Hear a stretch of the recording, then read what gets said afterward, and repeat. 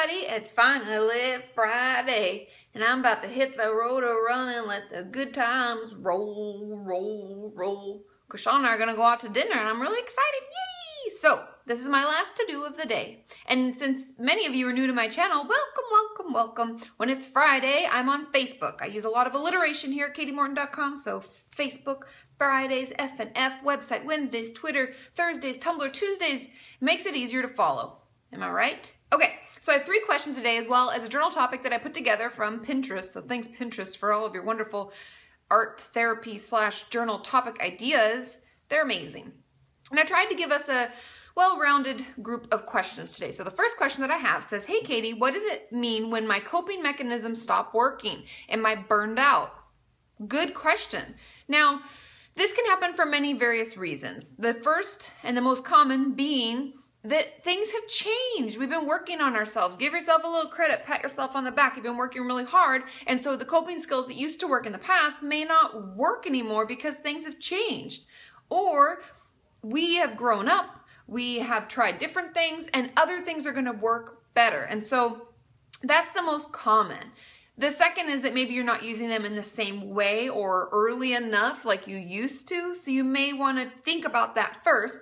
But my guess is that it's because things have changed, and sometimes when we're really stressed, the things that used to help us all the time maybe don't help anymore. So be open to trying new things, to finding out new coping skills and new tools that we can put in our toolbox to use later, because it's very normal for us to kind of get so used to using this one that it almost loses the effect. And so we have to kind of switch it up. So we want to have a bunch of different things that we can do. So I would encourage you to think about the ones that still work, still use those, and the ones that aren't working now, we're going to put them in the back seat for a while because we may want to bring them out later when some of the other ones we're using get tired for us and they don't do what they used to do. But it's very common. Don't think that you're burned out. Just think, well, I'm changing, I'm working on myself, I'm doing great, and so therefore I'm going to need some new coping skills for the new things that I'm working on. Okay? Now, question number 2, excuse me. Hey, Katie, I've recently started seeing a therapist that forces me to run a tab. She has stated that I don't pay her until she invoices me, and we have had 4 sessions at $180 each. It's a lot. And I am yet to receive an invoice, so I can pay her. I don't have insurance, so I'm paying out of pocket. Last session, I was going to ask about this and express my concerns, but before I could say anything, she said, thanks for not harassing me about sending you an invoice. I'm scared that if I keep seeing her, I'll end up with an invoice for thousands of dollars, which would be a hard hit on my bank account at one time. Is this a normal practice? What are your thoughts? Thanks. Now, I thought this was a great question because I haven't actually taken the time to talk with you all about payment. What does it work? How does it work with a therapist? What does it look like? Are there invoices? What are the rules? What are the regulations? And everyone's experience, everyone's practice is different. However, I'll just tell you what I do. Now, the average range of payment for a therapist in a city center, like I live in, ranges anywhere from like $100 a session to like $225 a session. And everywhere in between, some people are a little more, some people are a little less. There are clinics where you may pay $60, $50, $40, because those clinics are funded through donations because they're nonprofit, and then therapists like me, I get paid for my time, but it keeps the cost low for you. So there are a lot of different options out there. So as always, I encourage any of you, if you are concerned about paying out of pocket and be able to afford therapy, look into the options available in your area because there are a lot of different low cost or sliding scale options out there. Now, as far as running a tab, I honestly have never heard of this. I've heard of this if they're billing insurance and then we're going to wait to see what insurance pays and then you pay the extra. I have done that before. However, in my practice, my patients pay at the end of every session. And because no one wants to keep a running tab, and at the end of every month, if they so desire, if they have insurance, because I don't accept insurance because I'm just a one-woman show and insurance requires a shit ton of paperwork, that then I send them a monthly invoice that they can send. It's like a super bill, and they send that to their insurance, and they get paid out accordingly.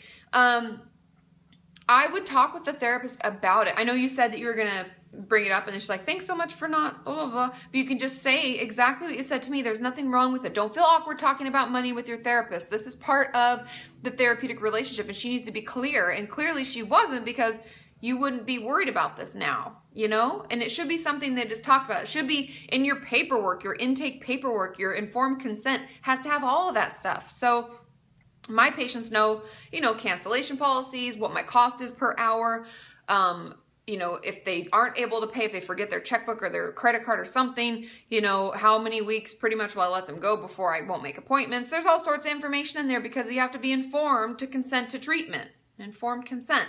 So I would check through your papers. I would talk to her because running a tab like that and 4 sessions, I understand if it's monthly. If you want to do that and you're fine, you could do a monthly thing, but I've never heard of this, like never. And I even went through like different offices that I've worked with and referred people to, and I've never heard of this. It's usually you pay each session, or you pay your copay before each session. It doesn't matter, but yeah, I would talk to her and see if there's something else you can work out and just say, I'd be more comfortable paying you at each visit. And hopefully she'll understand. You can just say it like you said it to me. There's nothing wrong with it, okay? If any of you have experiences with this, let us know below because this is a whole new world to me. I've never heard of anybody doing this before. Okay, question number 3. Hey, Katie, I was wondering if you could have anxiety for your whole life. The reason why I asked this is because I remember having some form ever since I was younger, and I never really had lived a life without it. Is it possible to still have it, but at a lower level?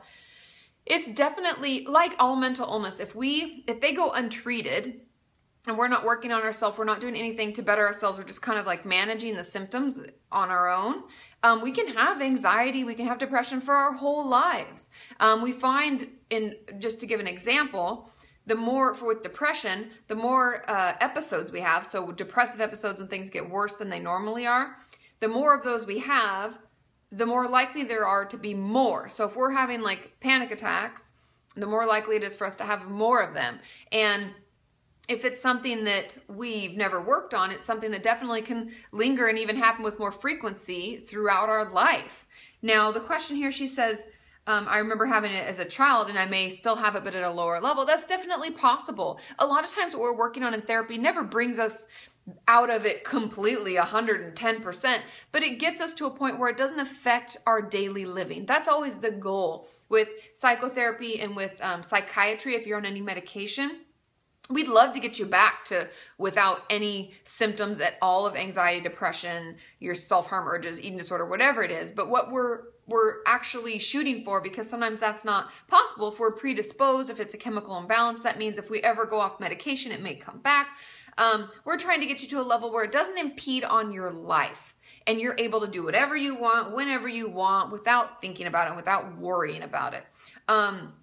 So it's definitely possible, but know that remission and getting well is something that can happen for all of us. It just takes a lot of work. As we all have learned, therapy is a lot of hard work, and working on ourselves and gaining insight can be really difficult, but we can do it. I know we can. And if you're willing to put the work in, you won't have things for the rest of your life.